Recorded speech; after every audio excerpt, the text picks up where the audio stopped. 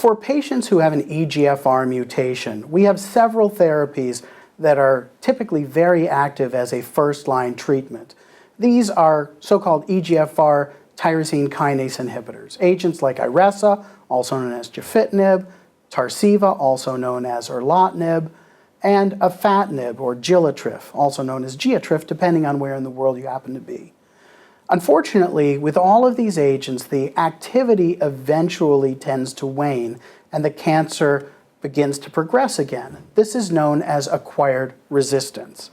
When that happens, there are now several treatments that are coming onto the market very soon, about to be approved as of late 2015, but are specifically for patients with an activating mutation known as T790M that we can look for by rebiopsying an area of progressing cancer.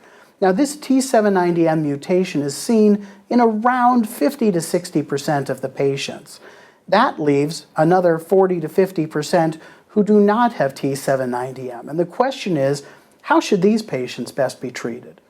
The short answer is that we don't know, and that chemotherapy is certainly an option to consider, but there are also trials that are looking specifically at this question. One of the trials that is being conducted at a handful of centers across the United States is looking at an agent called TH4000 from a company called Threshold. Now, this agent is a so-called pan-HER inhibitor. It blocks many of the receptors in the family that EGFR is part of, and it is activated by what is called hypoxia, a low level of oxygen in the tissues.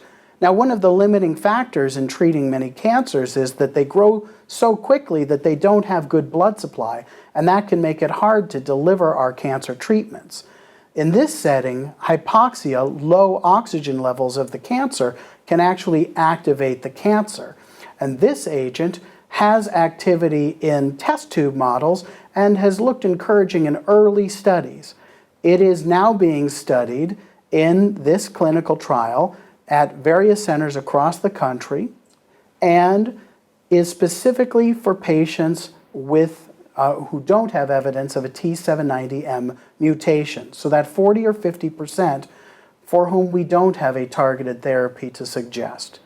So for patients who have acquired resistance and an activating EGFR mutation and are biopsied but don't have evidence of a T790M mutation that would lead to a good treatment option with an agent like osimertinib or ruxolitinib that are about to be approved and are increasingly available, this treatment option in a clinical trial would be one to consider, and it's one that we hope will lead to new treatment options for patients with T790M negative acquired resistance.